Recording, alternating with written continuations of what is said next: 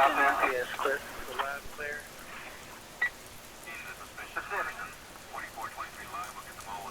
On the intercom. C7?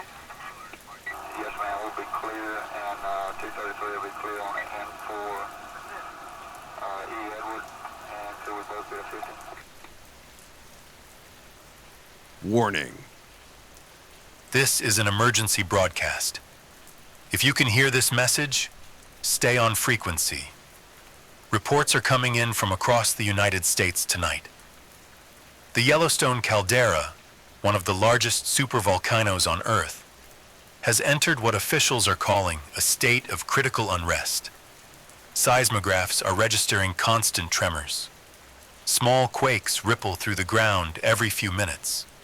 Locals describe the shaking as if the land itself is breathing, slow, heavy, and alive. USGS has raised the alert level to red, the highest possible warning. Airports are shutting down across Wyoming, Montana, and Idaho. National Guard units have been deployed to assist in mass evacuations. Roads heading east are jammed for miles. Headlights stretch into the horizon, a river of steel and fear trying to outrun what may come. From the air, drones capture images of massive cracks forming along the caldera rim. Steam vents erupt violently, spewing gas and ash hundreds of feet into the night sky. Wildlife is fleeing en masse. Herds of bison, elk, and deer push through towns and highways, disoriented, moving away from the park as if driven by some ancient instinct. Officials in Washington have urged calm, but their words carry little weight against the footage now playing on every screen. Boiling geysers, collapsing roads, and glowing fissures cutting through Yellowstone's forests. Scientists warn that if pressure continues to rise at its current rate, a full-scale eruption could be imminent. What does that mean? It means ash clouds stretching thousands of miles. It means the skies over North America could darken within hours. It means power grids collapsing under the weight of choking dust. It means crops withering, planes grounded, and the global climate shifting overnight. The last time Yellowstone erupted was more than 600,000 years ago. Humanity has never witnessed such an event. If it erupts again, tonight, tomorrow, or in the coming days, life as we know it will change forever. Across the Atlantic, governments are already preparing. Emergency stockpiles are being activated in Europe, Asia, and Africa. Satellite communication networks are being redirected. Even as far as Australia, leaders warn citizens to expect disruptions in food, travel, and medicine. The world is holding its breath, staring at the glowing wound in the heart of America. And still, we wait. The ground shakes again, more violent this time. Instruments show the caldera dome rising inch by inch, pressure building unstoppable. For those within 500 miles, evacuation orders remain in effect. For those listening from afar, stay alert, stay informed, and stay safe. This is not a drill. This is not speculation. Yellowstone is alive.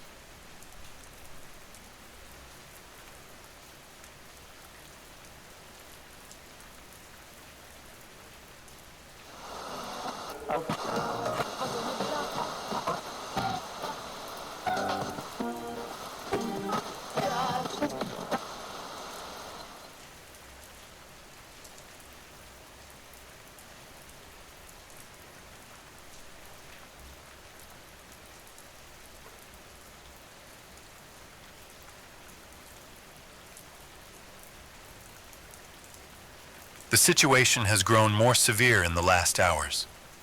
Reports from monitoring stations inside Yellowstone indicate that magma movement beneath the surface has accelerated. The pressure dome is expanding faster than predicted. What was once measured in centimeters per month is now measured in feet per day.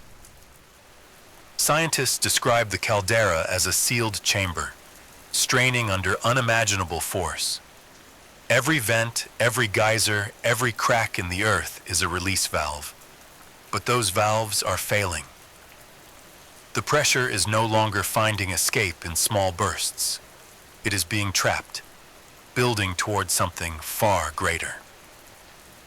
The U.S. Geological Survey has confirmed a swarm of earthquakes, more than 200 in just the past 24 hours. The strongest registered at magnitude 6.8, centered only miles from Old Faithful. Structures inside the park have collapsed. Roads are torn open. Entire valleys now glow with rising steam. Satellite imagery shows heat signatures spreading far beyond the park's boundaries. Rivers are boiling. Forests are withering. The landscape of Wyoming is transforming under our eyes, as if a sleeping giant is shifting in its bed. Across the Midwest, ashfall has already been reported, carried by winds from minor venting explosions. In Nebraska, in Colorado, in the Dakotas, citizens are waking to skies that are gray at noon. Air quality alerts are spreading. Hospitals report a surge in patients with respiratory distress. Masks, once symbols of disease, are now shields against the earth itself. But the greatest danger lies ahead. If Yellowstone erupts with the force scientists fear, the first blast will devastate everything within hundreds of miles. Entire cities could be erased in moments, but it will not end there. Ash clouds could encircle the planet in weeks, blocking sunlight, cooling temperatures, disrupting agriculture on every continent. This is the reality officials are preparing for tonight. Military convoys move eastward. Shelters are being opened as far away as Chicago and Dallas. Power grids are shifting to emergency reserves. Across the oceans, governments are bracing for the chain reaction. Famine, mass migration, collapse. Still, the exact moment remains uncertain. Hours may pass. Days may pass. Some scientists suggest the system could stabilize, that the pressure may ease. But others warn that every second we delay may be the last before the eruption begins. For those listening now, remember, information is survival. Stock water, non-perishable food, and masks if you have them. Stay indoors if ash begins to fall. Do not wait for the sky to turn black. By then, it will be too late. We repeat, Yellowstone remains at critical unrest. Pressure continues to rise. The earth is trembling. The air is thick with sulfur. The world is waiting for a sound none of us have ever heard before. This is the calm before the eruption.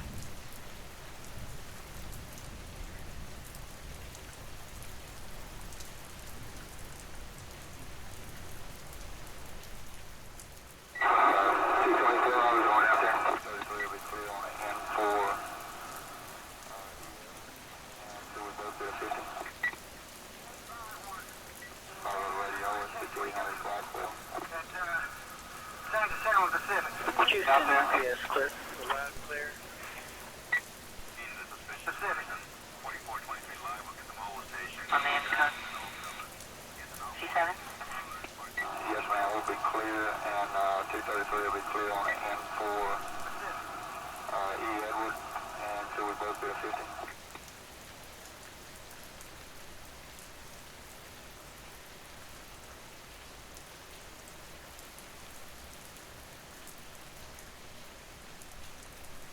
Tonight, the highways of America look like rivers of light. Headlights stretch across the plains, an endless stream of vehicles moving east and south. Families with what little they could carry. Fuel running low, engines overheating, people abandoning cars, walking on foot through the night. The evacuation zone now stretches nearly 800 miles in every direction from Yellowstone. Entire states, Wyoming, Montana, Idaho, are emptying. In Salt Lake City, Denver, and even as far as Minneapolis, shelters are overflowing. Schools, stadiums, and airports have been converted into refugee centers. Cots line the floors. Food and water are rationed. Broadcasts of panic spread faster than officials can contain them. Gas stations are dry. Grocery shelves stripped bare. Some reports speak of violence, looting in evacuated towns, roadblocks formed by desperate citizens trying to find fuel, water, or safety. The National Guard is stretched thin, unable to control the flood of humanity pouring out of the West. In smaller towns close to the park, not everyone has left. Some have chosen to stay behind, unwilling to abandon their homes. One voice on local radio said, "If the mountain takes me, it takes me here. I was born in its shadow, and I'll die in it too." Their signal cut out moments later. Hospitals near the evacuation line are overwhelmed. Patients on oxygen struggle as ash and sulfur fill the air. Ambulances run non-stop, transporting the sick and injured to safer zones. Doctors warn of shortages, antibiotics, ventilators, even clean bandages. Children cry in crowded shelters. Pets are left behind on the roadside. The sound of helicopters echoes through the night, ferrying supplies and moving the most vulnerable out of danger. Meanwhile, the rest of the world watches. In Europe, flights from America are canceled indefinitely. In Asia, stock markets plunge, food prices spike, and panic spreads through global trade networks. What began as a geological crisis in the heart of Wyoming is now a humanitarian emergency of planetary scale. Still, through all of this, one question remains unanswered. When will Yellowstone erupt? The tremors continue. Instruments record violent spikes every few minutes. Seismologists speak of harmonic tremor, a continuous vibration that signals magma is on the move. This is the music of the earth before it breaks. For those on the roads tonight, the advice remains the same. Keep moving eastward, avoid congested routes when possible, conserve fuel. For those too far to flee, stay inside, seal windows and doors, and prepare for ashfall. We remind listeners, this is not fear-mongering, this is survival. The ground beneath Yellowstone is alive. Its heartbeat grows stronger with every passing hour.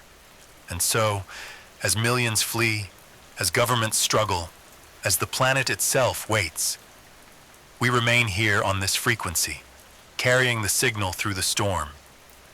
Do not turn away. Do not lose hope. Stay tuned. The story of Yellowstone is not over.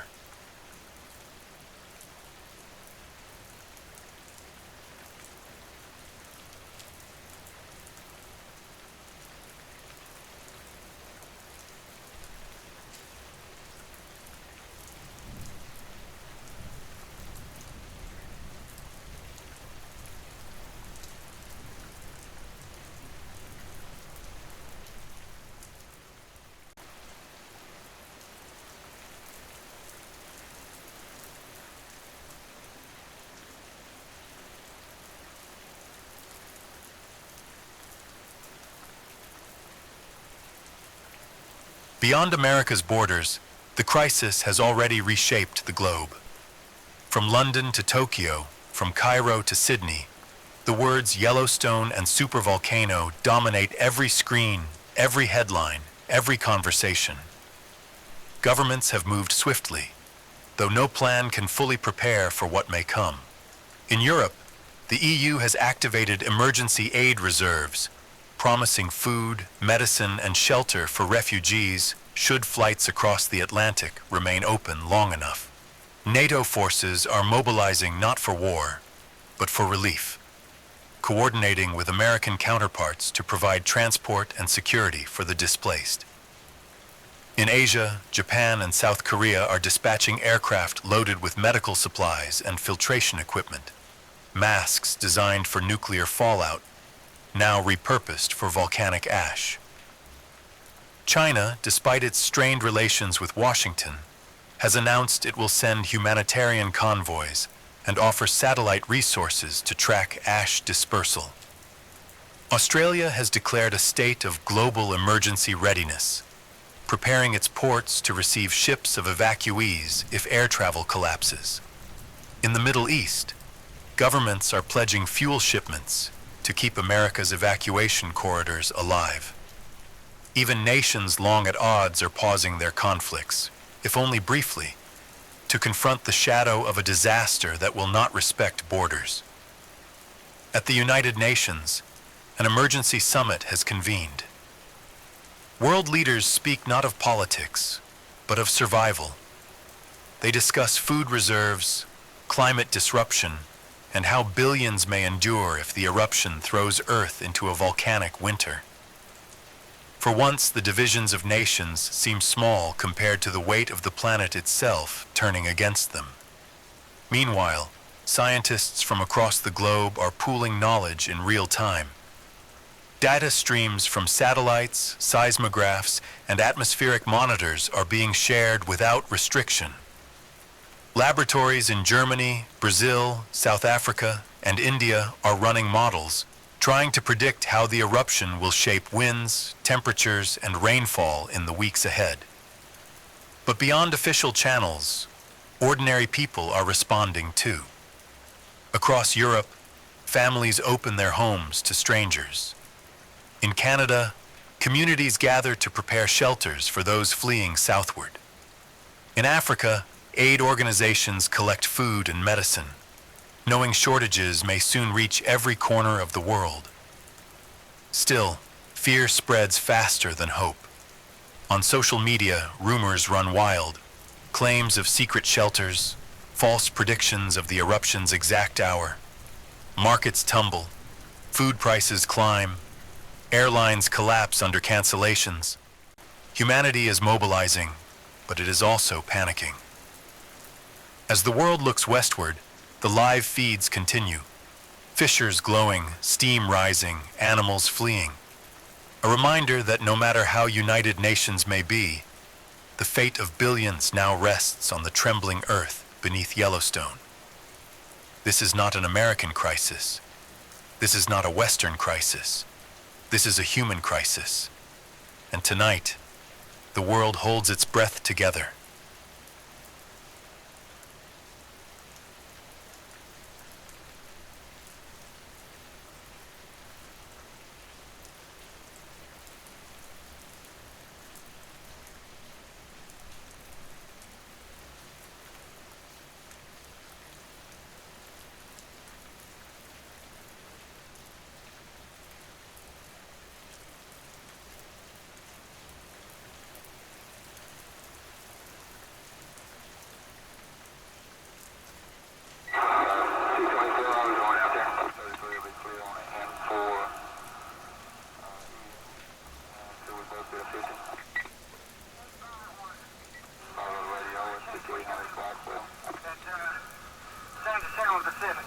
Out there? Yes, clear.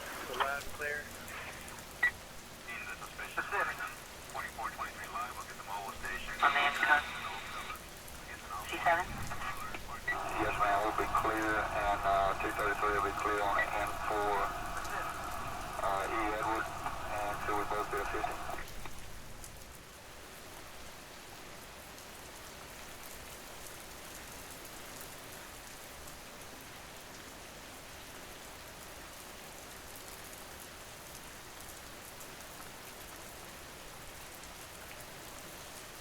IT has begun. At 2:17 local time, seismographs across the western United States spiked off the scale. A violent tremor, magnitude 8.9, ripped through the Yellowstone region, shattering windows as far as Salt Lake City, toppling buildings in Billings, and sending shock waves deep into the Earth's crust. Seconds later, the eruption began. The ground split open along the caldera rim. Witnesses describe a deafening roar, like 1,000 jet engines igniting at once, followed by an explosion that lit up the night sky brighter than dawn. A column of ash, gas, and molten rock blasted upward with unimaginable force, rising more than 25 miles into the atmosphere in a matter of minutes. Satellite images confirm what eyes on the ground already know. The eruption is cataclysmic. Pyroclastic flows race outward at over 300 miles per hour, devouring forests, highways, and entire towns. The city of Cody, Wyoming, is gone. Gardner, Montana, erased. Ash blankets the region so thickly that daylight vanishes in moments. The technical details are staggering. Instruments estimate the initial blast released energy equivalent to thousands of nuclear detonations. Temperatures within the pyroclastic surge exceed 1,000 degrees Celsius, hot enough to incinerate steel. Shock waves travel outward at supersonic speeds, felt as far as Denver, Minneapolis, and even Toronto. For those closer, there is no escape. Entire valleys have been vaporized. Rivers have boiled away. Mountains themselves appear to shatter under the force. The caldera, once a vast plateau of forest and lakes, is now a churning crater of fire and smoke. The ash plume is already spreading eastward, carried by the jet stream. Within an hour, it will cover the skies of the Midwest. Within a day, it will reach the Atlantic. Commercial flights across North America are canceled indefinitely. The air is unbreathable within hundreds of miles, and still, the eruption continues. The ground does not simply open, it tears itself apart. Multiple vents rupture simultaneously, some launching flaming boulders the size of houses miles into the sky. Lightning crackles within the ash cloud, creating a storm of fire and thunder unlike anything seen in human history. Those who witnessed the first moments speak in fragments, their words broken by static and fear. The sky is burning. We can't see the sun. Everything is gone. For centuries, Yellowstone was called a sleeping giant. Tonight, it is awake, and the world will never be the same again. This is not just an eruption. This is an extinction-scale event unfolding before our eyes. The transmission stutters, but the signal remains, for now.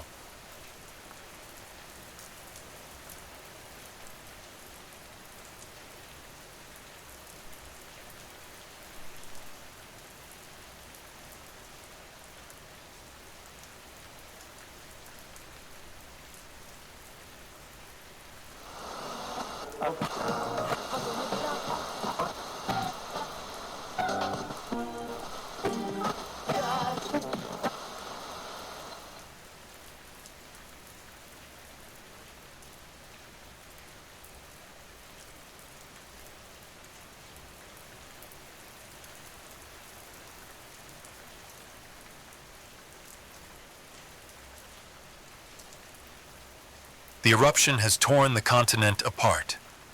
Communication lines are failing. Power grids across the western United States are collapsing one after another. Satellite relays remain online, but ground networks are overwhelmed, choked with panic calls that cannot be answered. Ashfall has begun. Within hours of the first explosion, a dense black cloud swept eastward. Cities hundreds of miles away are plunged into darkness at noon. In Denver, daylight has vanished under a ceiling of ash so thick that streetlights glow as if it were midnight. The air smells of sulfur and smoke. Every breath without protection burns the lungs. Hospitals are inundated with patients struggling to breathe. Masks, already scarce, are now priceless. Makeshift shelters are sealing doors and windows, but the ash seeps in regardless, coating walls, furniture, and skin with a fine gray powder.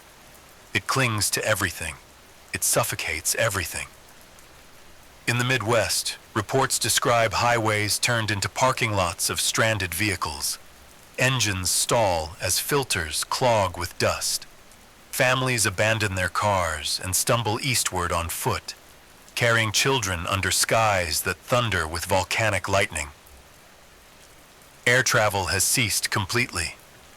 No plane can survive the choking clouds that shred engines and blind pilots. The world's busiest airports, Chicago, Atlanta, New York, have grounded their fleets. The skies above America are empty, save for military aircraft struggling to maintain communication and reconnaissance. Across the Atlantic, Europe watches in silence as the ash plume expands. Meteorological agencies warn that particles will circle the globe in weeks. Temperatures are already expected to drop. Crops may fail. Food shortages could spread within months. Back in the heartland, panic is uncontainable. Stores are bare. Water is scarce. In some towns, law enforcement has vanished entirely. Armed civilians patrol streets, guarding what little they have left. Radio chatter is filled with broken pleas. Families searching for loved ones. Voices fading into static as power dies.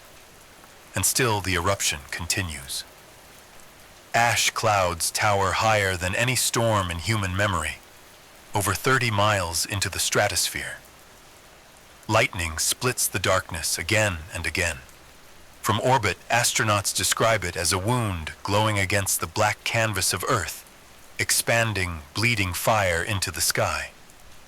For those outside the blast zone, survival now depends on endurance. Stay indoors, ration supplies, conserve water, do not travel unless you must. This is no longer about escaping Yellowstone. It is about enduring the long night that has only just begun. This is the new world, forged in fire and ash. For those still listening, you are the last witnesses to the first hours of a changed planet.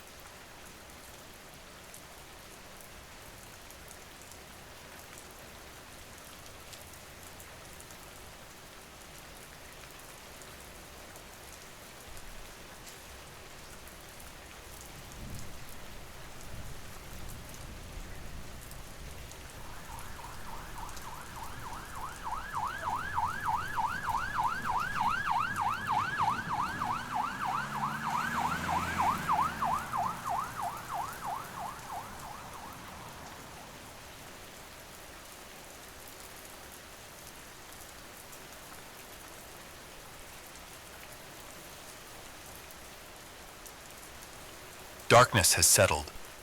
Not the calm darkness of night, but a suffocating gray-black shadow that stretches across hundreds of miles. Ash drifts endlessly from the sky, coating every surface in a layer of cold, choking dust. The sun is gone. The moon is gone. Time itself feels suspended. Inside shelters, in the basements of abandoned buildings, in hastily converted schools and stadiums, people huddle together. Families clutch children. Elders shake in their seats. The sound of coughing, whispering, and low sobs fills every corner. The constant hum of distant explosions from Yellowstone reminds everyone that the earth is alive, angry, unstoppable. Fear has become a physical presence. It presses against chests. It tightens throats. Every creak of a building, every gust of wind shaking a window pane, every thump in the ash-covered streets triggers panic. Sleep is fleeting. Food and water are scarce. Rumors and speculation spread faster than any aid ever could. People speak in half sentences. It's coming closer.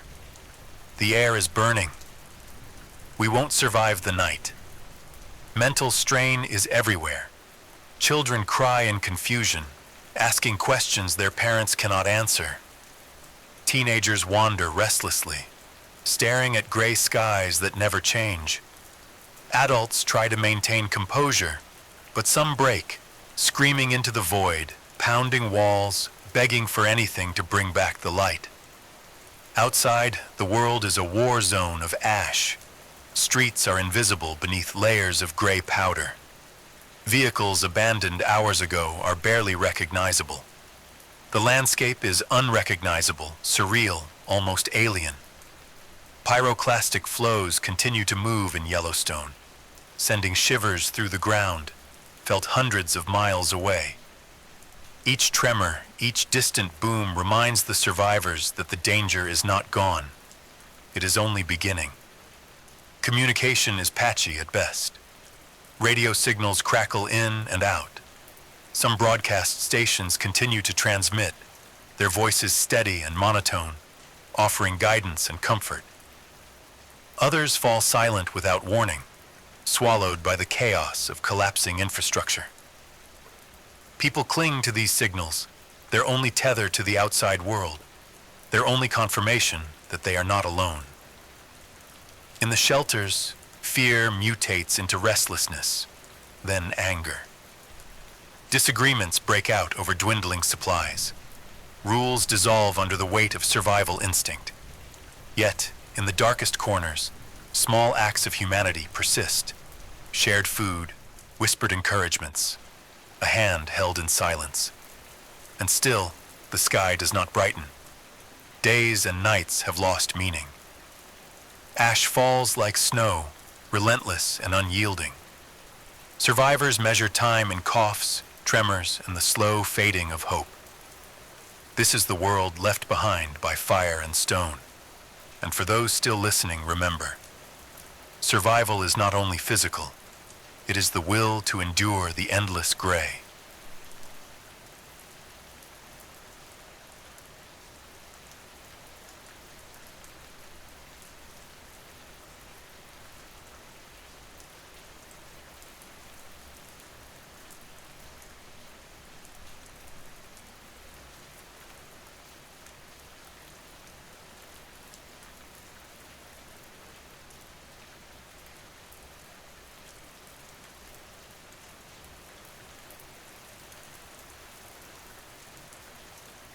Even as chaos reigns across the western United States, efforts to stabilize the situation are underway. Military convoys navigate ash-choked highways, their headlights slicing through the gray gloom. Supplies of food, water, and medical equipment are being delivered to makeshift shelters, though the sheer scale of the disaster overwhelms every plan. The U.S. government has established regional command centers far from the eruption zone. From these hubs, officials coordinate evacuations, deploy emergency teams, and broadcast instructions to the millions still in transit. Communication is patchy, but every radio transmission carries the same urgent message. Do not stop moving. Seek shelter. Protect your lungs. Help each other survive. International aid is arriving in waves. European transport aircraft land on cleared airstrips, delivering water purification units, medical supplies, and portable shelters. Japanese and South Korean teams operate alongside American units, distributing masks and air filters to prevent respiratory collapse from the ashfall. China has deployed satellite reconnaissance to map safe corridors and monitor the spreading ash cloud. In Canada, provinces near the border open shelters preemptively, anticipating the mass exodus from the United States. Trains are being rerouted to carry refugees northward. Cities in Mexico, although far from the eruption, prepare for potential displacement, stockpiling food and fuel for an influx of evacuees.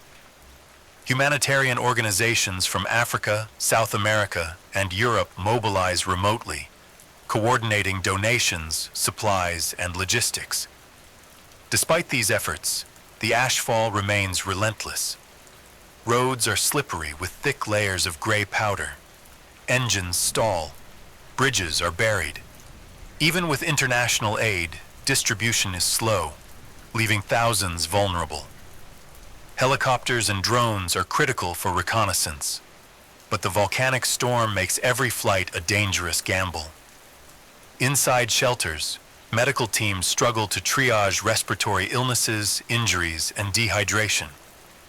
Mental health specialists are deployed to stabilize panic and despair, though the psychological toll is already evident. Survivors cling to the broadcasts, following each instruction as if their lives depend on it, because they do. In cities farther east, governments enact emergency measures to accommodate refugees. Stadiums, convention centers, and schools are converted into temporary shelters. Supplies are rationed. Curfews are established. International coordination continues non-stop. A global network operating under the pressure of an unprecedented crisis. And yet, for all this organization, uncertainty dominates. Volcanologists continue to monitor Yellowstone, reporting frequent explosions, pyroclastic surges, and growing ash columns. Weather models predict further disruptions to air travel and agriculture. Humanity is learning quickly that survival will not come from one nation alone, but from collaboration on a scale never seen before. For those still listening, know this. Even in the face of unthinkable destruction, human beings are working together to endure. Every convoy, every shelter, every shared ration is a thread in the fragile fabric of survival.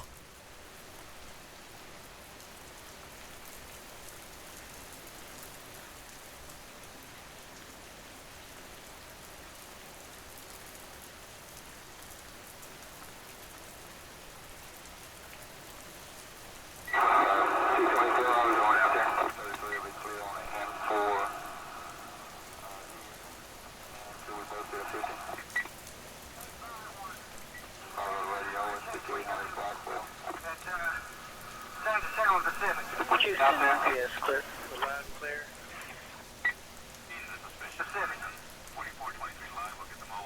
On the intercom. C7? Yes, ma'am, we'll be clear, and 233 will be clear on the N4 E Edward, and so we both be a 50.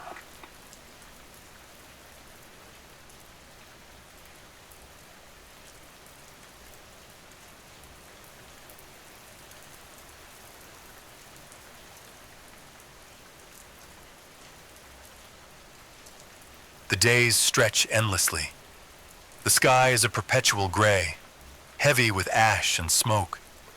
Sunlight barely penetrates the clouds, casting cities and towns into a twilight that never lifts. Streets are coated in thick layers of fine gray dust.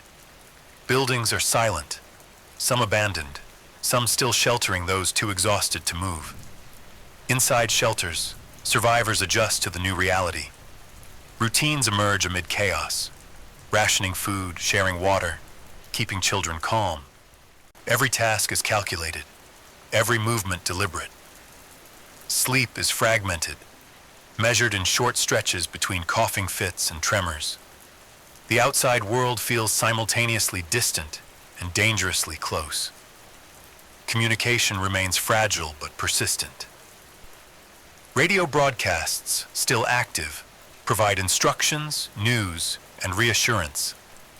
Volunteers in international aid agencies monitor the situation constantly, relaying updates on ash movement, safe zones, and supplies. Each transmission is a thread connecting the isolated to the global effort of survival. In cities east of the eruption, the ashfall grows heavier with every passing day. Schools and office buildings are closed indefinitely. Vehicles remain buried under accumulating dust. Traffic lights are buried. Streets resemble gray rivers of sludge. Airports remain shut. Even rural communities feel the impact, as crops and livestock begin to suffer under the weight of volcanic debris. Military and aid convoys continue to navigate treacherous highways. Helicopters lift emergency supplies to regions unreachable by road. International teams collaborate with local officials to establish temporary hospitals, water distribution points, and shelters. Coordination is complicated by the sheer volume of displaced people and the unpredictable nature of the ash storm. psychological strain intensifies. Fear, fatigue, and uncertainty gnaw at the survivors. Children grow pale from lack of sunlight, eyes wide with confusion. Adults debate how long they can endure. Families cling together, improvising new routines for hygiene, nutrition, and safety. Hope becomes a daily necessity, cultivated carefully and shared cautiously. In Yellowstone's shadow, the eruption continues in cycles. Pyroclastic surges, explosions, and ash clouds remind the world that the crisis is far from over. Instruments detect ongoing shifts in the caldera.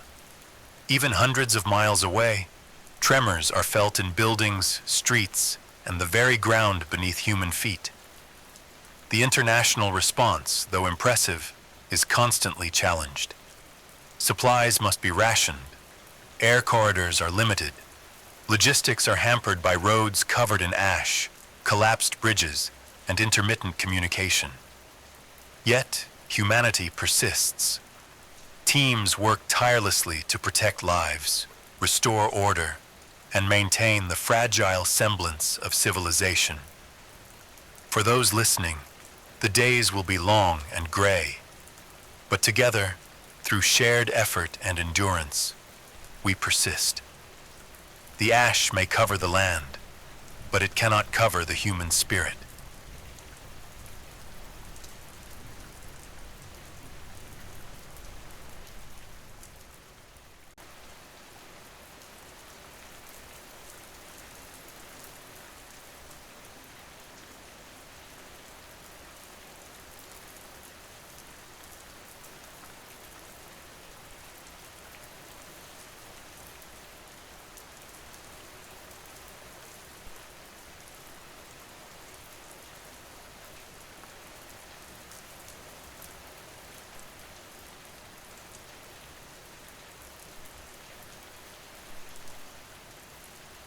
The numbers are staggering.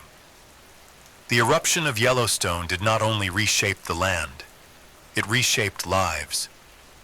Across Wyoming, Montana, Idaho, Colorado, Nebraska, and surrounding states, approximately 20 to 25 million people were forced to flee their homes, leaving behind towns, farms, and everything they once held familiar. In the direct blast zones, the toll is unimaginable.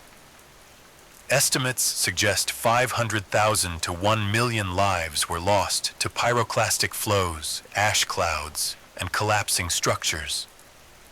Tens of millions more suffer from injuries, respiratory illnesses, and the trauma of witnessing the world transform into ash and fire within hours. Hospitals and makeshift medical facilities are overwhelmed, struggling to treat the scale of the emergency. Shelters, both improvised and official, house over 10,000 locations across the United States, providing refuge for millions who escaped the immediate danger. Families huddle together in gyms, schools, and stadiums, sharing water, food, and the rare moments of comfort amidst endless gray. International aid contributes, helping over 5 million people outside the direct disaster zone, delivering supplies, medical care, and guidance for survival. Even cities hundreds of miles away were not spared. Billings, Bozeman, Cheyenne, Denver all experienced heavy ashfall, forcing hundreds of thousands to evacuate. Power grids failed. Water systems clogged with ash. Essential services halted. Entire communities became isolated islands of survival. For those still moving, each step carries the weight of uncertainty. Roads are clogged or buried under ash. Bridges have collapsed. Vehicles abandoned mid-flight rust beneath gray layers. Every person is forced to adapt, to ration, to endure the new reality of a world forever altered. Yet even in the midst of despair, resilience emerges. Volunteers, soldiers, and ordinary citizens organize shelters, distribute food, and assist the sick. International teams work alongside Americans, coordinating flights, convoys, and emergency communications. Humanity refuses to be extinguished, even as it is tested beyond measure. This is the human cost of a sleeping giant awakened, millions displaced, hundreds of thousands lost, and millions more fighting to survive every day. And yet, through this unprecedented disaster, the spirit to endure continues to burn. The broadcast, now fragile but persistent, serves as both record and witness. It carries the voices of survivors, the sobs of the lost, the determination of those who rebuild. For those listening, remember, the Earth's power is immense, but so is human perseverance. In ash and shadow, humanity endures. The signal finally begins to fade, leaving silence where once there was warning, fear, and the constant pulse of survival.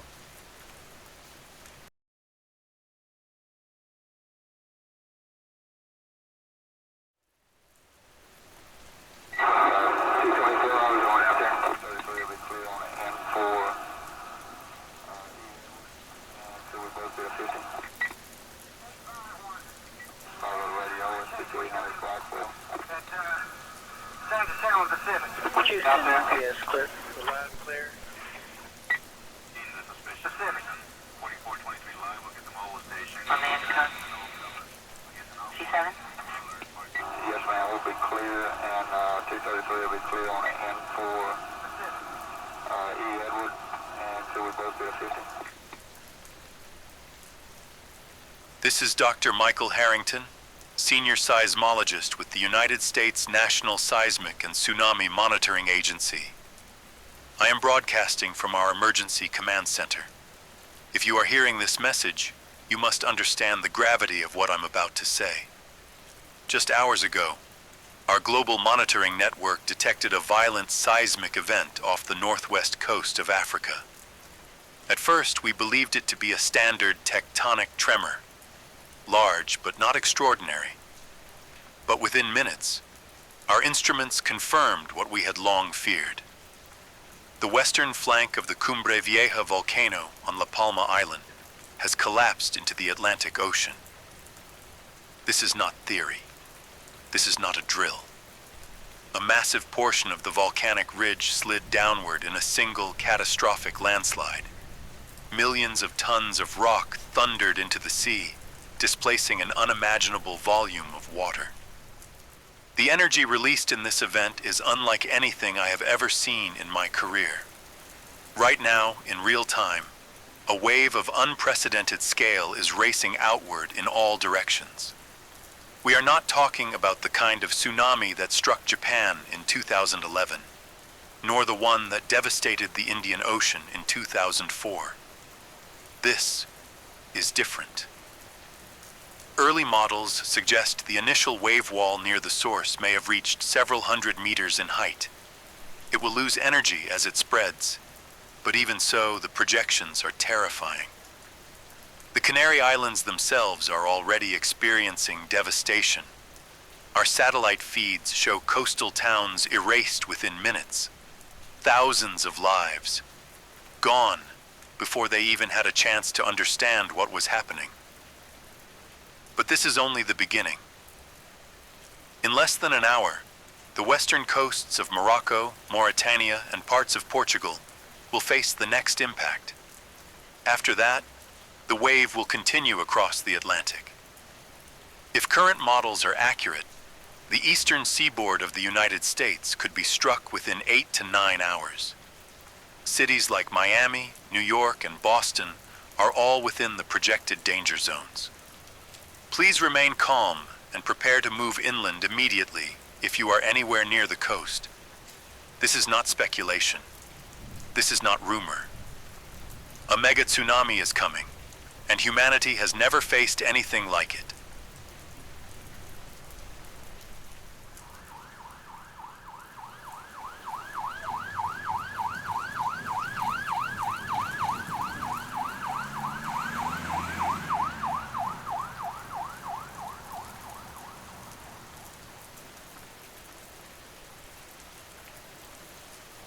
I need you to understand exactly what has happened, because comprehension is the only weapon we have against panic. The Cumbre Vieja volcano has long been considered a threat. For decades, geologists warned about the unstable western flank of the island. Layers of volcanic rock, weakened by centuries of eruptions and groundwater infiltration, had created a ticking time bomb. All it needed was the right trigger, a significant seismic jolt, or the slow buildup of pressure inside the volcano itself. Earlier today, at approximately 2:37 p.m. local time, that trigger arrived. A deep tremor, magnitude 6.9, struck directly beneath La Palma. Within minutes, cracks that had been monitored for years widened dramatically. Then the mountain gave way. Our seismographs recorded a cascade of signals consistent with a massive landslide. Witnesses on the island reported the sound as a deafening roar, like the earth itself was tearing apart.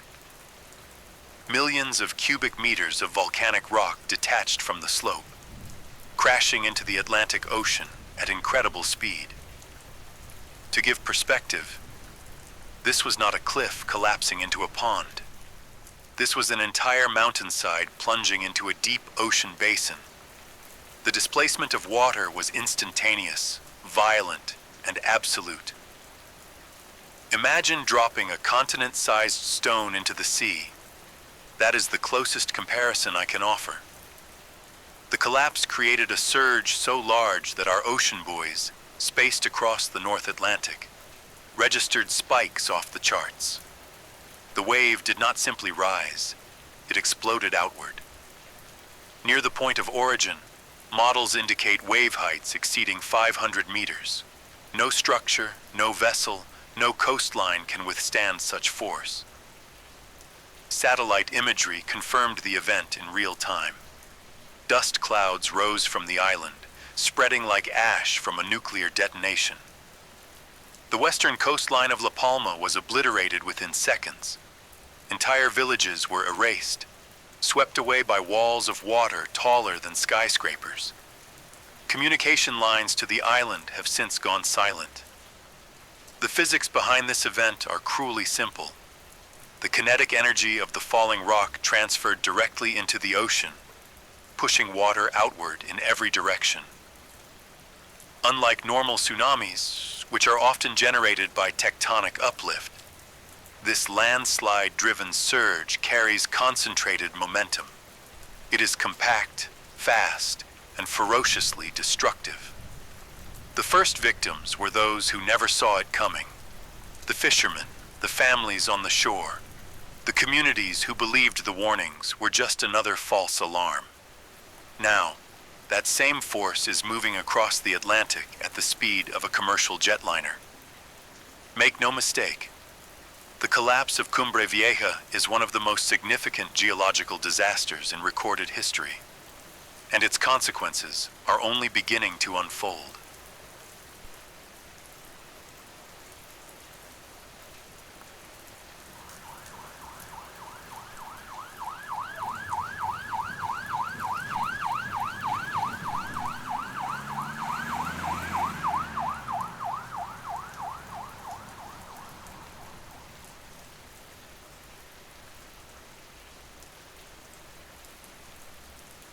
I will now describe the force that has been unleashed. You need to visualize it, because only then can you understand why the warnings are so urgent. When millions of tons of volcanic rock crashed into the Atlantic earlier this afternoon, the ocean responded with unimaginable violence. What rose from that impact was not a normal wave, nor even the kind of tsunami you may have seen in documentaries. This was something else entirely. A wall of water, hundreds of feet high, expanding outward in every direction with unstoppable momentum. Near the island of La Palma, eyewitness accounts describe the sea draining away in moments, only to return as a vertical wall taller than any building. Imagine a skyscraper made not of steel and glass, but of black, churning seawater, rushing forward with the power of an atomic blast. That is the reality residents of the Canary Islands faced as the first waves made landfall. Our instruments show that in the immediate zone, the wave towered close to 1,600 feet, a height so extreme it defies comprehension. Of course, as the surge spreads across the Atlantic, it will lose some of its vertical size. But do not mistake reduction for safety. Even waves of 100 feet, 1/10 of that height, are more than enough to annihilate coastal cities. And according to our most current projections, wave trains exceeding that threshold are now racing toward multiple continents. The speed of this megatsunami is staggering. Unlike storm-driven waves, which crawl across the sea at a few dozen miles per hour, a displacement of this magnitude moves with the velocity of a jet aircraft.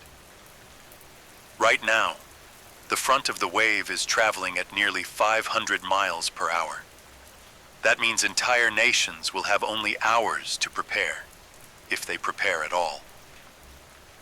We estimate that by 3:30 p.m. local time, Morocco's western coastline will take the first blow. Lisbon, Portugal, lies in the direct path and could see impact around 4 p.m.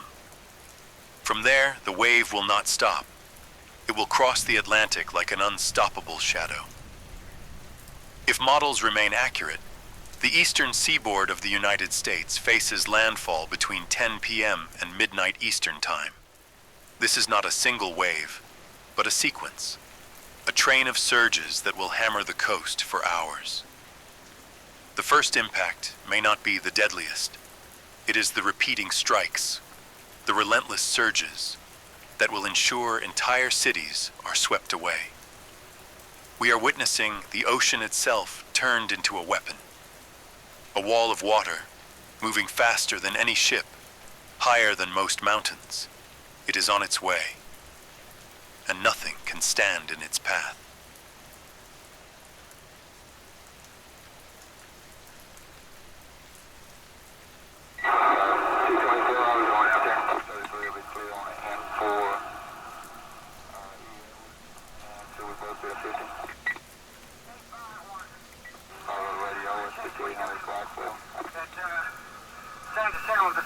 Would you send that? Yes, clear.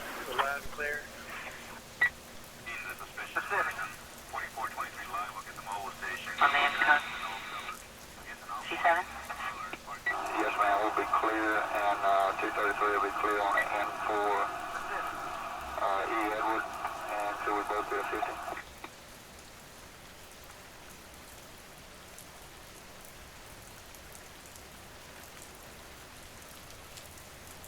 The first reports are coming in from the areas closest to La Palma. The devastation is beyond anything modern society has prepared for. Within minutes of the collapse, the western shores of the Canary Islands were swallowed by walls of water hundreds of meters high. Our satellite feeds, though briefly disrupted by ash and atmospheric interference, captured horrifying scenes. Entire towns swept into the ocean, buildings reduced to rubble in seconds, and plumes of seawater rising like smoke from a fire. Local authorities attempted evacuation, but there was almost no time. Fishermen out at sea reported an incomprehensible sight. The horizon itself disappearing behind a monstrous surge, then being replaced by the crushing, churning wall advancing toward them. Boats were overturned, thrown inland like toys. Those who survived the initial wave describe a deafening roar, the kind that shakes the very ground beneath your feet. Communities on La Palma's western coast were hit first. Coastal towns such as Tazacorte and Los Llanos were obliterated in what is being described as a single, instantaneous strike. Eyewitnesses report people running toward higher ground, only to find hills engulfed as secondary surges rolled inland. Rescue teams, already en route, are now unable to reach affected zones. Communications remain largely down, and we are receiving fragmented reports of chaos and mass casualties. Meanwhile, the wave continues outward. Preliminary models indicate that Morocco's Atlantic coast will experience its first surge within the next hour. Cities such as Agadir are issuing emergency alerts, but with only a narrow window to react, the level of destruction could mirror what we just witnessed in the Canaries. People are being urged to move as far inland as possible, but with a wave traveling at jetliner speeds, the margin for survival is razor thin. It is important to understand that this megatsunami is not a single wall of water. It is a sequence of surges, each one nearly as powerful as the first. Even if a coastal area survives an initial strike, subsequent waves may strike within minutes, each carrying enormous momentum capable of demolishing reinforced structures. The psychological impact is profound. Survivors describe an eerie silence after the initial wave, followed by the crushing realization that nothing is safe. Infrastructure, power grids, and communications are failing. Emergency responders are overwhelmed. Those who remain are forced into isolation, facing not just the water, but the complete breakdown of organized society. From our monitoring centers, we are tracking every movement of this colossal wave, but our instruments can only do so much. Humanity is watching, waiting, and bracing for what comes next.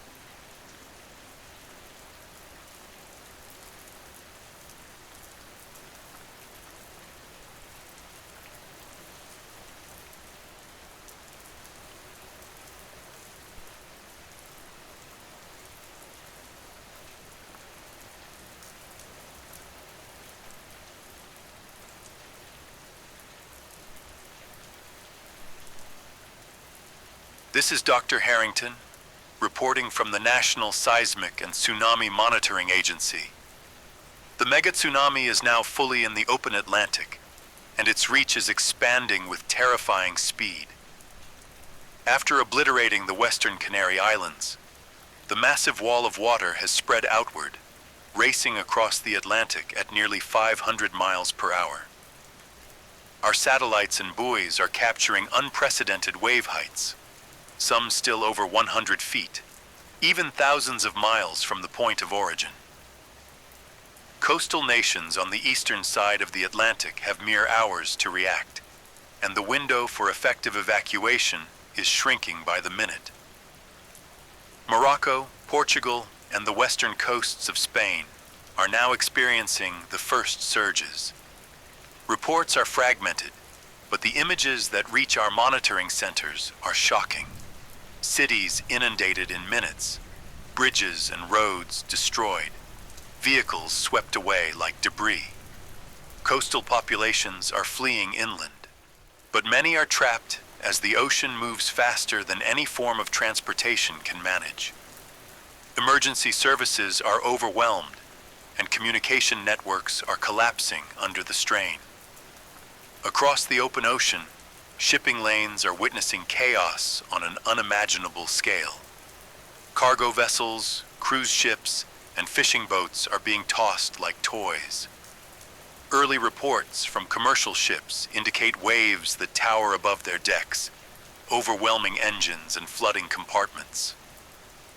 Mariners describe a horizon of water, unbroken, stretching endlessly, with no safe escape. Even with modern navigation systems, the megatsunami is proving unstoppable. The energy of the wave is immense, creating secondary effects far from the original collapse. Strong currents and violent surges are forming in unexpected areas, threatening coastlines that were not initially considered at high risk. Islands and small archipelagos are particularly vulnerable, and many may be completely submerged before aid can arrive. The eastern seaboard of the United States is under close observation. Preliminary models suggest landfall between 10 p.m.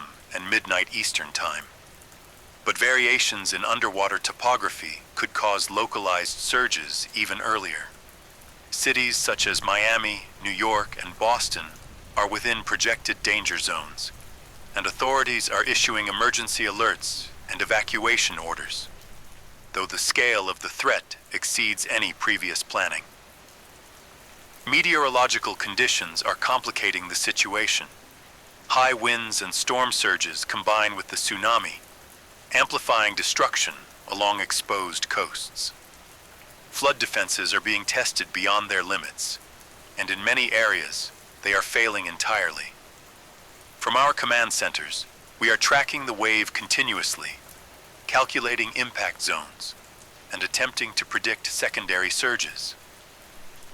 But make no mistake, this is a global-scale disaster, one that humanity has never faced.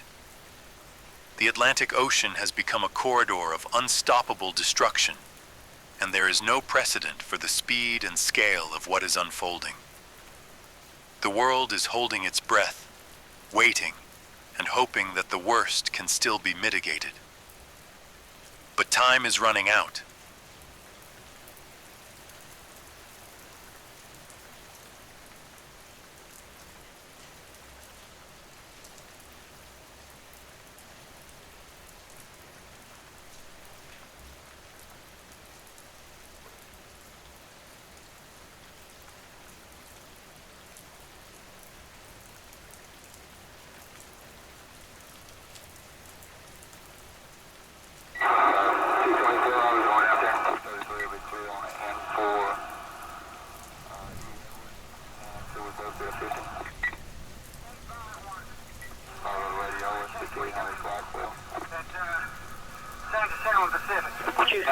Yes, clear. Loud and clear. Pacific.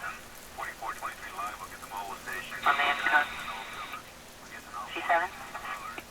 Yes, ma'am, we'll be clear, and 233 will be clear on N4 E Edward, and so we both be a 50.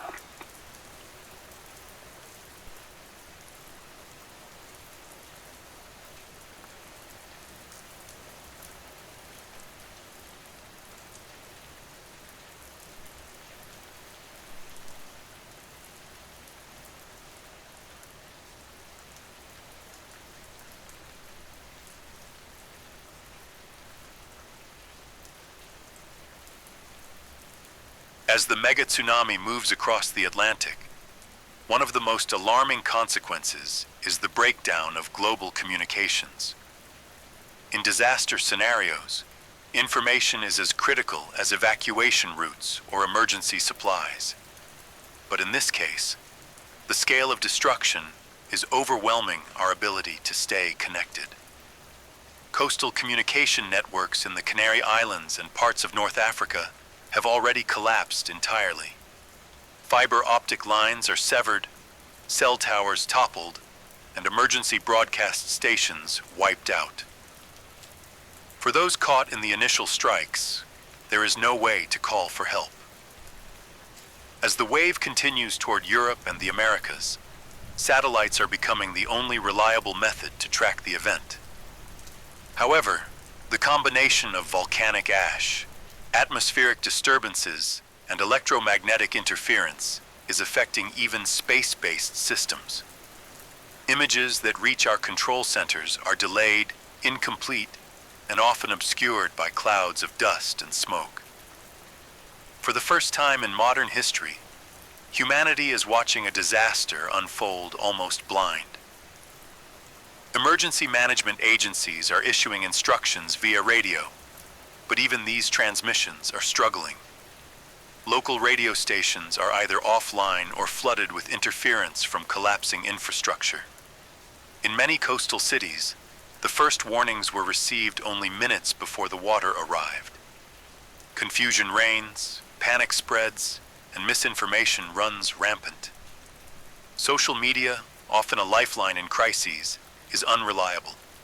Servers overloaded by millions of users attempting to communicate are crashing, leaving communities isolated. Maritime traffic is in chaos. Ships attempting to escape the path of the megatsunami cannot coordinate effectively. Rescue operations are delayed or misdirected. Ports are inaccessible due to flooding and debris, and many ships report being trapped in open water with no clear path to safety. Communication blackouts are contributing to a mounting death toll, as critical warnings fail to reach those most at risk. In the United States, officials are struggling to disseminate evacuation orders along the eastern seaboard. Power grids are beginning to fail under storm conditions, knocking out local radio and television stations. Even emergency sirens are silenced in many areas. Communities that depend on alerts are now left to rely on intuition and local judgment. The psychological toll is immense. People isolated without information face fear, uncertainty, and helplessness. Families are separated, and entire cities are forced into improvisation. The breakdown of communications has transformed the megatsunami from a purely physical disaster into a crisis of survival, where knowledge, or the lack of it, can determine life or death. From our monitoring stations, we continue to broadcast updates, but we recognize the limitations. The ocean moves faster than any network, faster than any system built to alert humanity. And for those in its path, silence has become as dangerous as the waves themselves.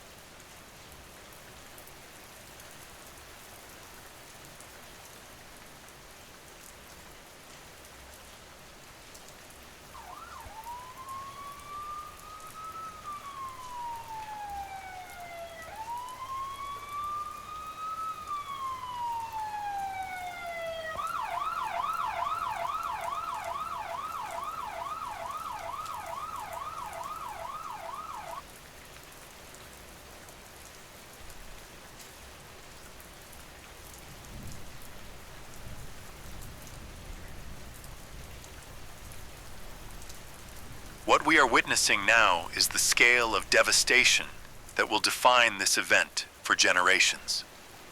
Along the coasts of the Canary Islands, Morocco, and Portugal, the scene is apocalyptic.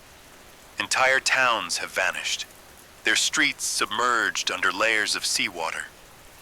Buildings that survived the first impact have collapsed under successive surges. Vehicles lie overturned, flattened, or swept miles inland.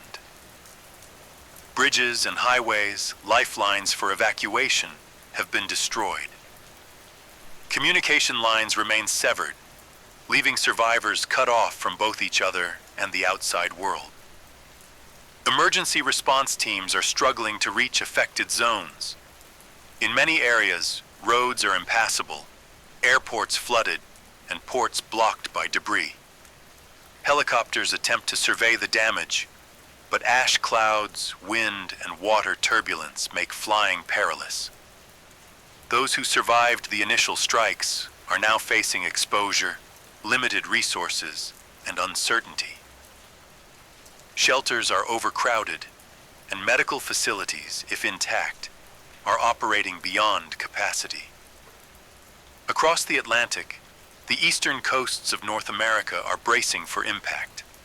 Evacuation orders are in place, but the speed and size of the approaching waves make complete evacuation nearly impossible.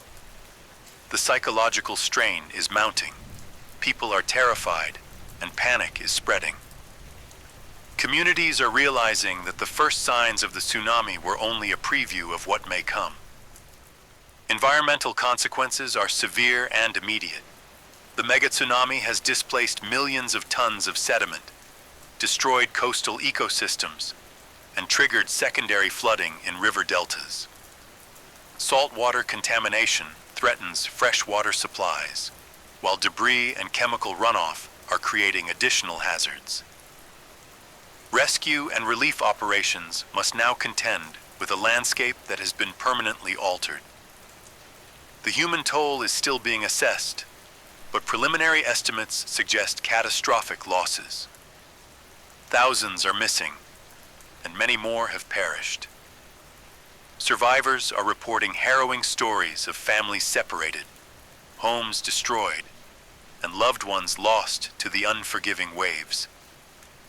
The scale of the disaster is global, and the full extent may never be completely known. Yet, even amidst this destruction, pockets of resilience emerge. Local communities are organizing makeshift relief efforts, sharing resources, and attempting to restore some sense of order. Human ingenuity and solidarity are beginning to surface in the shadow of immense tragedy. From our monitoring centers, we continue to track the progression of secondary surges and global ripple effects. Humanity faces a long road to recovery. The megatsunami has left its mark not just on coastlines, but on the collective consciousness of the world.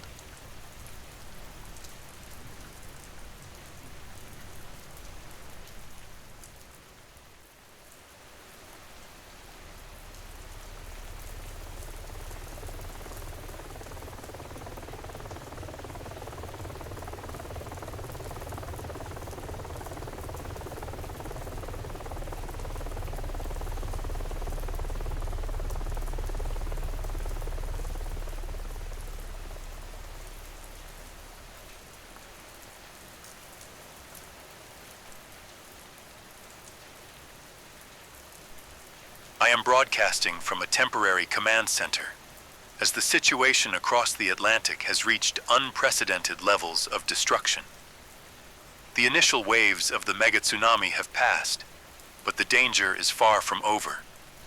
Secondary surges continue to batter the coasts, and smaller waves, though diminished in size, carry enough force to devastate infrastructure and sweep away anyone caught unprepared. Entire cities remain partially submerged, their inhabitants struggling to survive amid the chaos. Communication networks are still down in many areas, and relief operations are hindered by flooding, debris, and collapsed transport systems. Despite the overwhelming scale of the disaster, there are stories of human resilience. Communities that managed to evacuate early are organizing emergency shelters, sharing food and medical supplies, and attempting to reconnect with the outside world. Local volunteers risk their lives to rescue those stranded, navigating treacherous waters and destroyed terrain. These acts of courage are a testament to the determination of humanity to survive, even in the face of near-apocalyptic conditions. Across the Atlantic, emergency management agencies continue to monitor the approaching waves. Early projections indicate that the remaining surges will gradually lose energy, but not before causing further flooding and destruction along vulnerable coastlines. Authorities are urging citizens to remain in safe zones, stay informed via emergency radio channels, and avoid returning to flooded areas prematurely. From a global perspective, the megatsunami has left an indelible mark. Coastal landscapes have been permanently altered, ecosystems destroyed, infrastructure decimated, and millions displaced. Economies will struggle to recover, and international aid efforts are now being coordinated on a scale never before seen. The lessons learned from this event will shape disaster preparedness for generations to come. As I sign off, I want to emphasize one thing. Humanity endures. While the waves have claimed lives and reshaped the world's coastlines, we continue to adapt, rebuild, and assist one another. Knowledge, preparedness, and solidarity remain our greatest defenses against nature's most extreme forces. For those still in danger, the message is clear. Remain vigilant, follow official guidance, and help one another wherever possible. This broadcast may be the last for many, but the spirit of survival is far from extinguished. This is Dr. Michael Harrington signing off. May we endure, and may we never forget the power of the ocean we have witnessed today.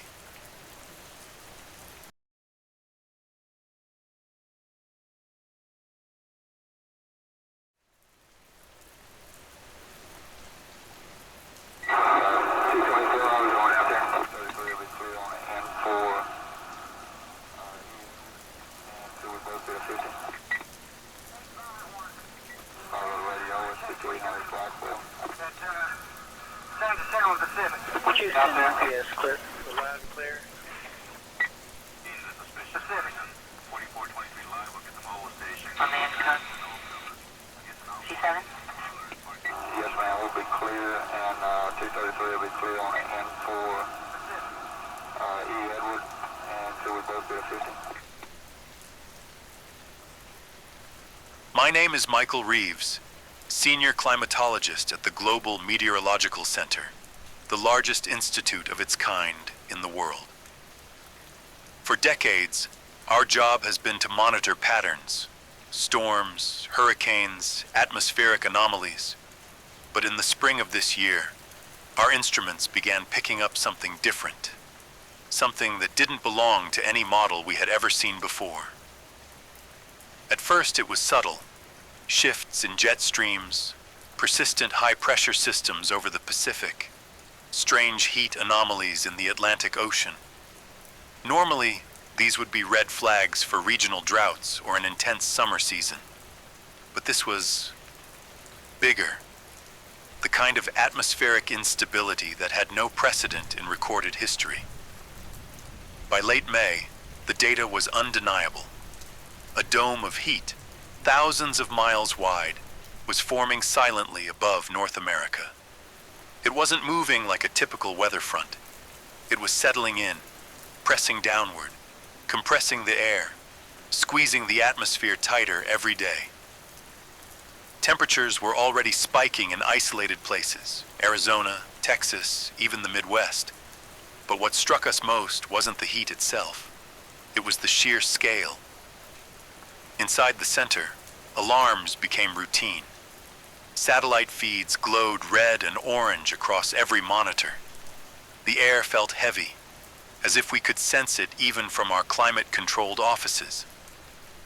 My colleagues argued late into the night, comparing graphs, recalculating margins of error, hoping that some glitch in the system explained what we were seeing. But deep down, every one of us knew this wasn't a mistake. Something massive was coming. We tried to sound the alarm, first to regional agencies, then to federal authorities. Prepare for record-breaking heat, we said. But the language felt hollow, almost naive. How do you describe a phenomenon that surpasses everything humanity has experienced? How do you warn people about a heat wave that doesn't last days or weeks, but lingers, choking entire cities, collapsing infrastructures, testing the limits of human survival?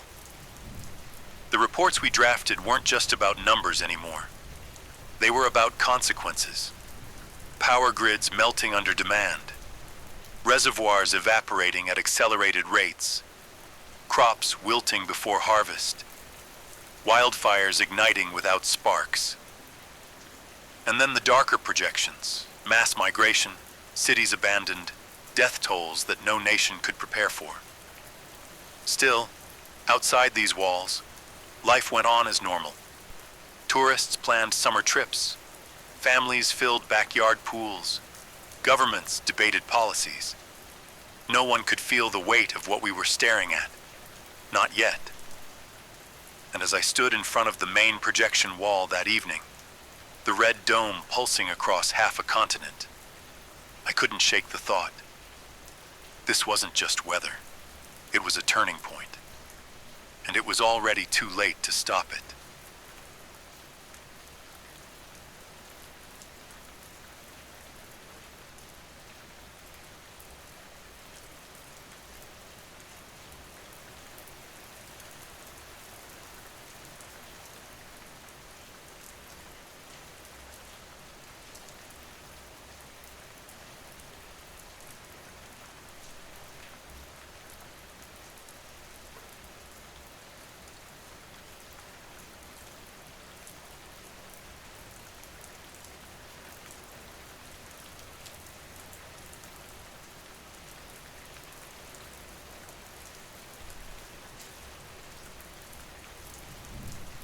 first wave struck on June 9th.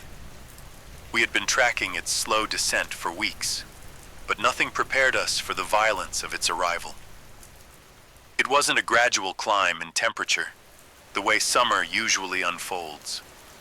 It was sudden, like a switch had been flipped, and the country was dropped into a furnace. By mid-morning, Phoenix hit 124 degrees Fahrenheit. Asphalt buckled on freeways, rubber tires melted into black streaks. Power transformers exploded in rapid succession, leaving entire districts without air conditioning.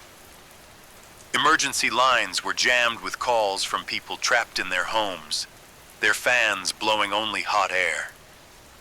In New York, the city woke up to a sweltering dawn. The subway turned into a metal coffin. Commuters fainted on platforms where the stagnant air felt heavier than stone. Water mains burst under the expanding pressure of overheated pipes, flooding streets in boiling torrents. The skyline shimmered as if wrapped in a mirage, but this was no illusion. It was the reality of steel and concrete bending under temperatures no one had planned for. Hospitals overflowed by noon. Emergency rooms were crammed with heat stroke victims, children dehydrated beyond recognition, elderly patients collapsing in silence. Doctors moved with mechanical precision, IV bags running dry faster than they could be replaced. And yet, the most terrifying part wasn't the heat itself. It was the silence. The streets were empty, businesses shuttered, neighborhoods still, as if the world had collectively held its breath. The usual noise of a city, traffic, voices, laughter, was replaced by the faint hum of failing generators and the occasional siren cutting through the suffocating air. At the Global Meteorological Center, we watched it unfold with grim resignation. Every update we broadcasted was obsolete within hours. Expect highs of 115 became 120, then 125. Our projections shattered daily, the models breaking apart under the sheer magnitude of what we were recording. Satellite images showed the dome tightening, sealing North America under its weight. Crops in the Midwest turned brown in a single afternoon. Livestock collapsed in fields. Rivers shrank, their surfaces steaming in the sun. We saw fires sparking spontaneously, not from lightning or human error, but from dry air and tinder-dry forests igniting on their own. Colleagues whispered the same word over and over, uninhabitable. But how do you declare entire regions of the planet unlivable when millions still call them home? As night fell, there was no relief. The heat clung to the earth, radiating back from rooftops, from highways, from every surface it had scorched. For the first time in my career, I realized we weren't documenting a weather event. We were documenting the collapse of normal life, as humanity had always known it.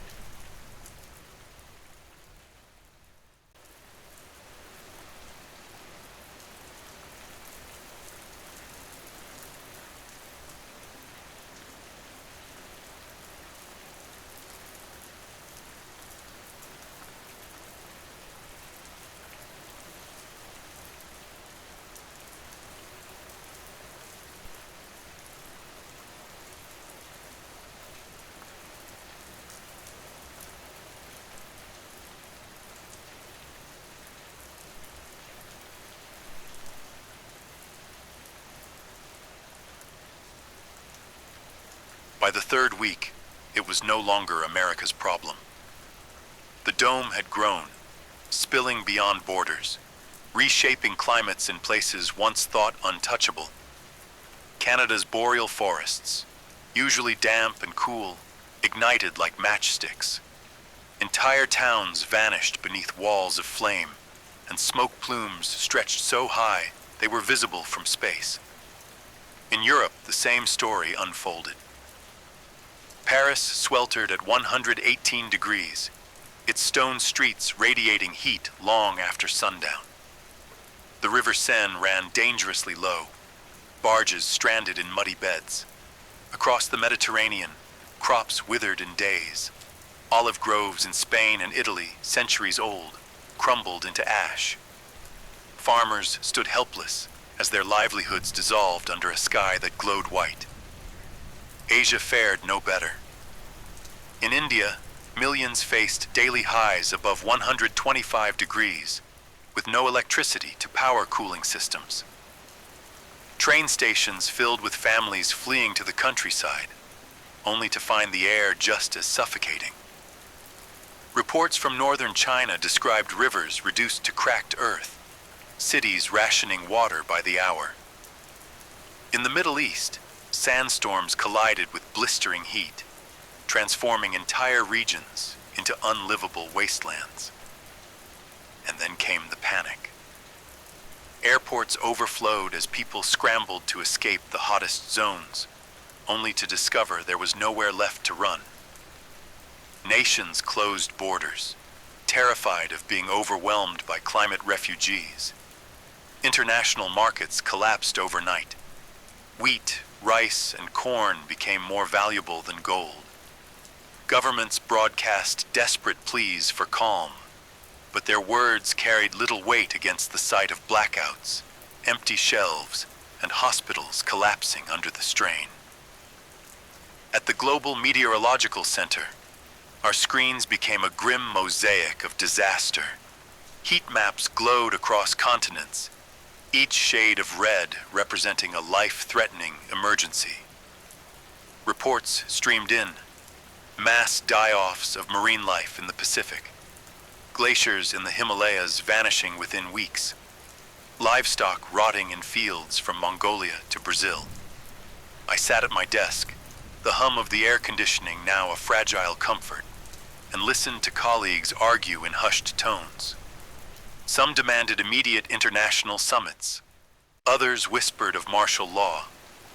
A few simply sat in silence, staring at their screens, as if unable to process the scale of what was happening. But what struck me most was the realization that this wasn't chaos born of war or politics. It was the atmosphere itself turning hostile. For the first time in history, humanity faced a common enemy it couldn't negotiate with, couldn't fight, couldn't reason with. And as headlines rolled across the world, global heat crisis declared, nations on the brink, mass evacuations begin. I knew the panic had only just begun. The world was entering uncharted territory, and the temperature was still climbing.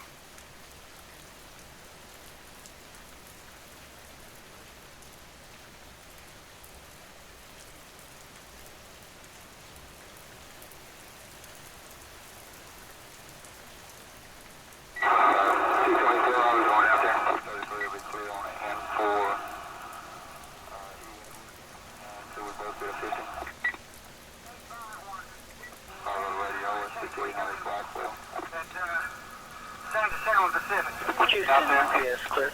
Loud and clear. Pacific. On the intercom. C7? Yes, ma'am, we'll be clear, and 233 will be clear on N4 E Edward, and so we both be efficient. By July, the true danger was no longer just the heat itself. It was what the heat left behind. Entire infrastructures, built for a milder world, began to collapse under the strain. Power grids, already stretched thin, flickered out across entire states. Without refrigeration, food spoiled in warehouses. Supermarkets turned into battlegrounds, their shelves stripped bare within hours. In California, riots erupted as water trucks were intercepted on highways. Armed civilians surrounded them, desperate for even a few gallons. National Guard units were deployed, but even they faltered under the relentless temperatures. Vehicles overheated. Soldiers collapsed from exhaustion. Law enforcement agencies pleaded for reinforcements, yet none could be spared. Every city was burning in one way or another. Across the Atlantic, chaos mirrored the same script. In Italy, mobs stormed government buildings, demanding answers, demanding relief that didn't exist. In Germany, rail systems halted, their steel tracks warped and twisted by the sun. London descended into panic as the Thames shrank to a shadow of itself, the once familiar skyline obscured by smoke from fires raging across the countryside. Markets no longer traded in currency. People bartered for water, batteries, canned food, things that could mean the difference between life and death. Violence became a language of survival. Families boarded up their homes not against intruders of war, but against neighbors driven mad by thirst and hunger. At the Global Meteorological Center, we received fragmented reports that painted a grim mosaic. Cities evacuated at gunpoint, hospitals rationing oxygen, morgues overflowing with unclaimed bodies. Satellites showed great swathes of farmland turning gray, lifeless, like scars spreading across the continents. Inside our walls, the atmosphere shifted from urgency to despair. Our forecasts no longer looked like weather predictions. They looked like death counts. Charts displayed the probability of days until collapse for different regions. Every meeting began with a question no one wanted to answer. Which country will fail first? And yet, the most haunting part was the silence from those who could not speak. The millions cut off by power failures. The rural communities swallowed by fire. The coastal villages abandoned to the heat. Their voices were gone, leaving only a void where humanity once thrived. As the weeks dragged on, it became clear. Society was unraveling faster than we could track it. Borders were closing, trust was dissolving, and nations that once prided themselves on stability now teetered on the edge of collapse. And through it all, the heat remained, merciless, immovable, and still rising.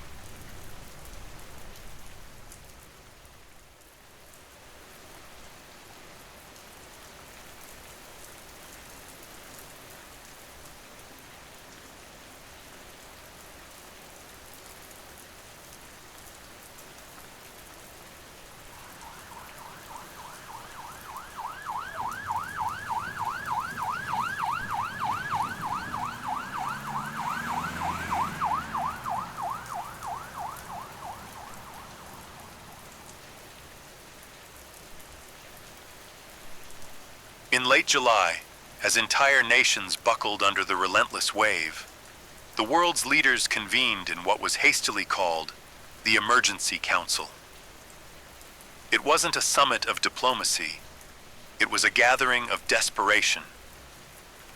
Delegates from over 100 countries connected through fragile satellite links, their faces projected onto giant screens, each one framed by the shadows of a dying homeland. The goals were simple in theory: secure water, stabilize food supplies, and prevent global collapse. But in practice, nothing was simple anymore. Supply chains had disintegrated, oceans were too hot for efficient shipping, and fuel shortages crippled transport.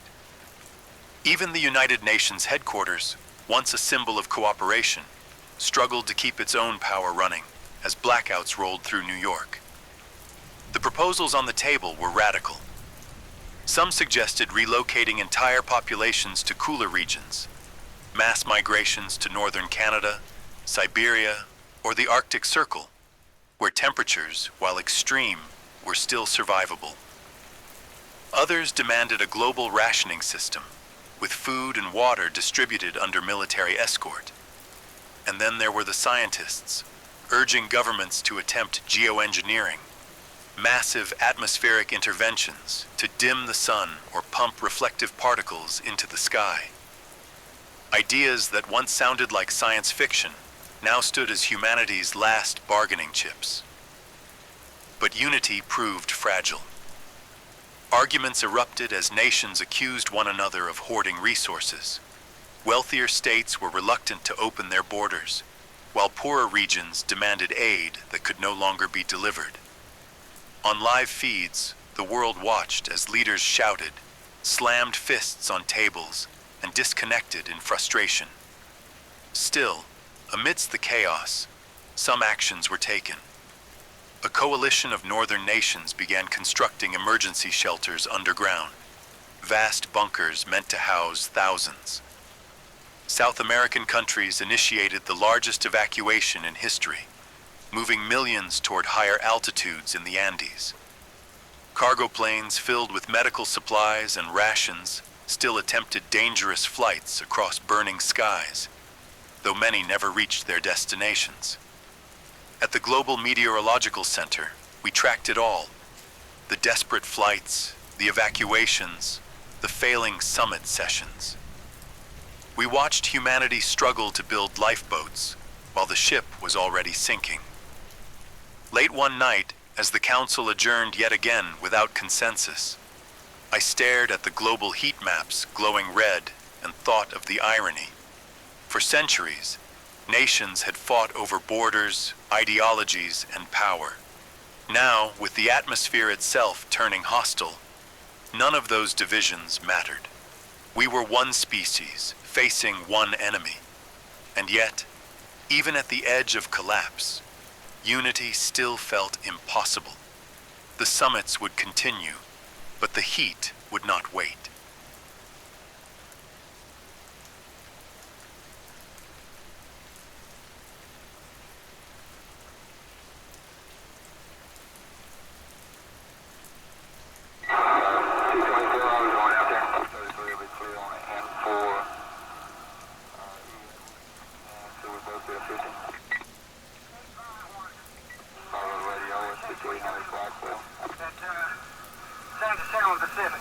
Out there? Yes, clear. Loud and clear. Pacific. 4423 live, look at the mobile station. America. C7? Yes, ma'am, we'll be clear, and 233 will be clear on N4 E Edward, and so we both be efficient.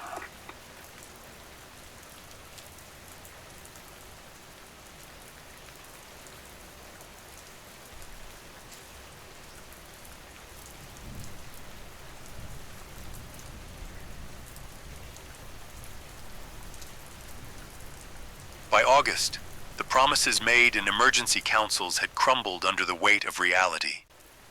The so-called relocation plans were overwhelmed before they began. Highways northward became rivers of stranded vehicles, their engines dead from overheating. Families abandoned cars, walking for miles under skies that seared skin within minutes. Few made it far. In the great cities, collapse came swiftly. New York, once the beating heart of global finance, went silent. Subways were flooded, not with water, but with the suffocating heat trapped underground. Hospitals, their backup generators long exhausted, turned into morgues. The Statue of Liberty stood over an empty harbor, its torch shimmering in the haze of a city no longer alive. Los Angeles fared no better. The gridlock on its freeways became a graveyard of twisted metal. Wildfires swept down from the hillsides, surrounding neighborhoods that had already lost power and water weeks before. Helicopters circled overhead, not to rescue, but to broadcast evacuation orders that came too late. Across the Atlantic, Europe's capitals followed the same script. Paris fell into chaos as the Seine dried into a trickle. Berlin's water reserves collapsed, sparking riots that turned government buildings into smoldering ruins.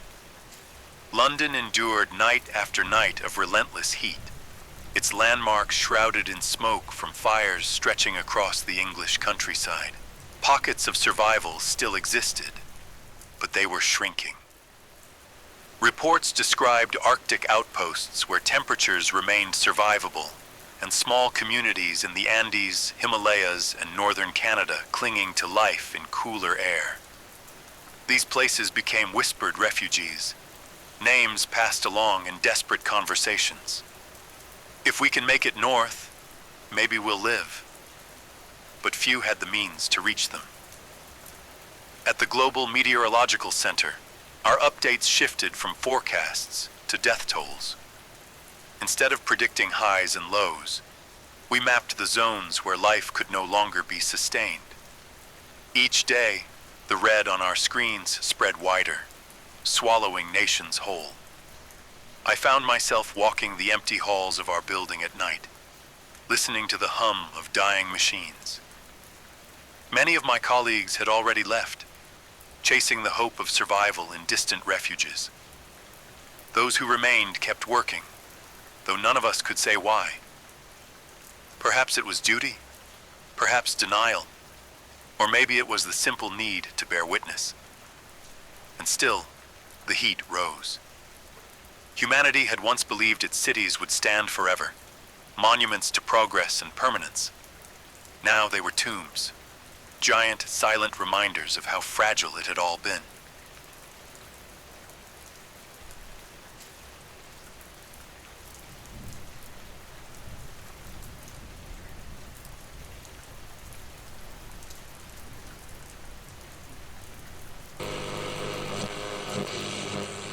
Lo han ayudado.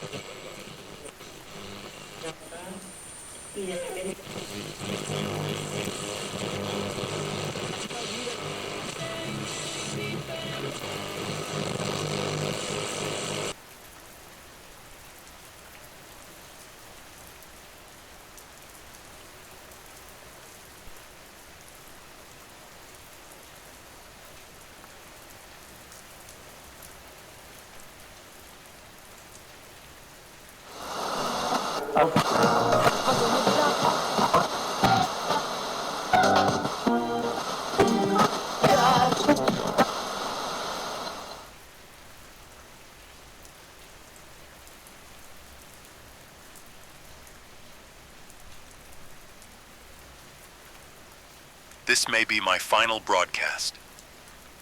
My name is Dr. Michael Reeves, Senior Climatologist of the Global Meteorological Center, or what's left of it. The building is silent now. The halls echo only with the sound of machines struggling against their own exhaustion. Most of the staff are gone. Some fled north, chasing rumors of refuge. Others simply gave up.